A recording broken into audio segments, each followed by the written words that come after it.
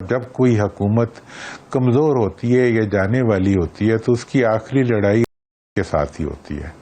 تو اب انہوں نے یہ لڑائی کیوں شروع کی ہے؟ یہ جانے کی تیاری ہے یا یلو سے ریڈ کارڈ ہونے کی تیاری؟ I don't know. لیکن یہ ایک بڑا ہی جیسے کہتے ہیں نا کہ ناقابل فہم اور ایک حواس باختہ اقدام ہے جو حکومت نے کیا ہے کہ جی اس ہاسپٹل کے بجائے اس میں لے جاؤ.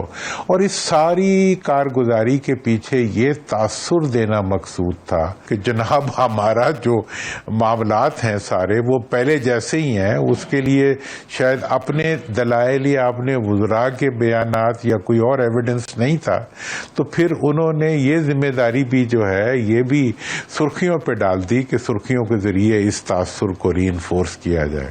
تو مجھے یہ لگتا ہے کہ یہ جو اب حالات بنے ہوئے ہیں اس کے اندر پی ٹی آئی نے اپنی حکمت عملی جو ڈیزائرڈ اس میں تبدیلی کرنی چاہیے تھی وہ کر لی ہے. اور وہ کل سے آپ نے اس کے ایویڈنسز بھی دیکھ لی ہیں کہ پی ٹی آئی نے یہ شعوری، میں تو بڑے عرصے سے یہی بات کر رہا تھا، لیکن شعوری فیصلہ کر لیا ہے کہ اب ہم نے سے نہیں لڑنا، اب ہم نے حکومت سے ہی لڑنا ہے. اور اس فیصلے کی تبدیلی نے مکمل طور پہ حکومت کو ان نرو کر دیا ہے. اور وہ جو ہے وہ انہیں نہیں سمجھ آتی کہ وہ دائیں جائیں یا بائیں جائیں یا کیا کریں. تو وہ اس قسم کے اقدامات کر رہے ہیں. اور یہ بالکل ویسا ہی ہے جیسے دلدل میں پھنسا ہوا کوئی آدمی جو ہے وہ زور زور سے ہاتھ اور پاؤں مارنے شروع کر دے. تو اب جو یہ ایک صورتحال ڈیولپ ہو رہی ہے یہ اس چیز کی نشاندہی کرتی ہے کہ عمران خان صاحب کی ایک حق تھا کہ ان کو ٹریٹمنٹ دیا جاتا، ایک ڈیسنسی تھی گورنمنٹ کی کہ وہ ایک ایکس پرائم منسٹر کو ریسپیکٹفلی اس کا ٹریٹمنٹ دیتی.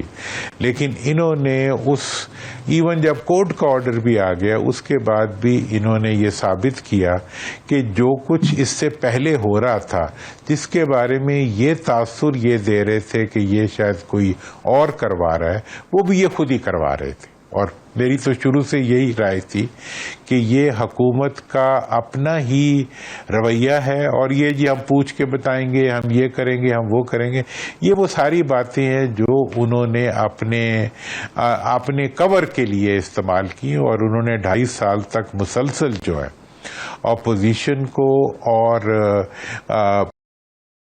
آپس میں ٹکراؤ کی سٹیٹ میں رکھنے کی بھی کوشش کی اور ٹکراؤ کے ماحول کو قائم رکھنے کی بھی کوشش کی.